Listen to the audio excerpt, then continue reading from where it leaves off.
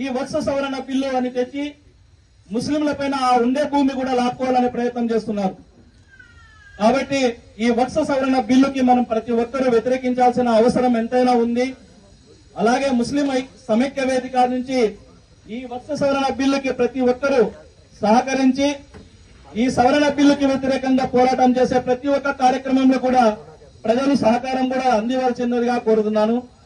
అలాగే ఒక చిన్న మాట చెప్పాలి, నేను మన భారతదేశంలో ఈవీఎం అనేది ఈవీఎంలతో ప్రధానమంత్రులు అవుతున్నారు, ఈవీఎంలతో ఎమ్మెల్యేలు అవుతున్నారు. ఈ ఈవీఎంలు లేకుండా చేయాల్సిన బాధ్యత కాంగ్రెస్ పార్టీదే. ఎందుకంటే దాదాపు 75 సంవత్సరాల నుంచి కాంగ్రెస్ పార్టీ పరిపాలన అందించింది. ఈ కాంగ్రెస్ పార్టీ అధికారంలో ఉండేటప్పుడు కుల మతాలకు అతీతంగా అందరినీ ప్రేమించి అందరి అభివృద్ధి గురించి పనిచేసిన కాంగ్రెస్ పార్టీ ఈ రోజు ఈవీఎంల పైన ఎందుకు పోరాటం చేయలేదో మాకు అర్థం కావడం లేదు.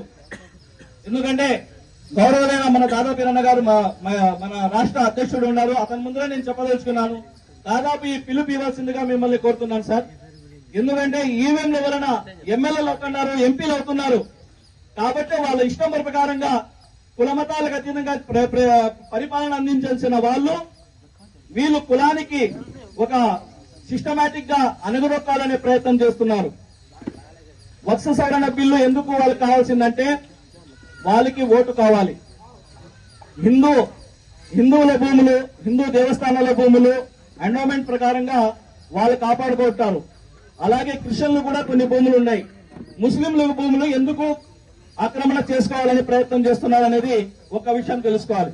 ఇక్కడ వక్స సవరణ బిల్లుకు వ్యతిరేకంగా హిందూ, ముస్లిం, క్రిస్టియన్ ప్రతి ఒక్కరు కూడా వేలెత్తి చూపించి నిలబెట్టాల్సిన అవసరం ఉంది. ఎందుకంటే ఈ రోజు ముస్లింల పైన ఆక్రమణ చేసి వక్స సవరణ బిల్లులతో ఆ భూములు కబ్జా చేస్తారు. రేపు హిందువుల భూములు కూడా కబ్జా చేసేదానికి కూడా ప్రయత్నం చేస్తారు. తర్వాత క్రిస్టియన్లు కూడా వాళ్ళ భూములు కూడా కబ్జా చేస్తారు.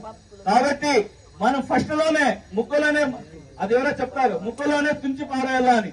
అలాగా ఎప్పుడైనా కానీ చిన్న ఒక తప్పు జరిగినప్పుడు మనం అందరూ కలిసికట్టుగా మన భారతదేశం కోసం అందరూ నిలబడితే ఖచ్చితంగా వాళ్ళు కూడా మారుతారు. ఈ మార్పు అనేది మనం సాధించుకోవాలంటే హిందూ, ముస్లిం, క్రిస్టియన్ ప్రతి ఒక్కరు కూడా ఒకటి కావాలి.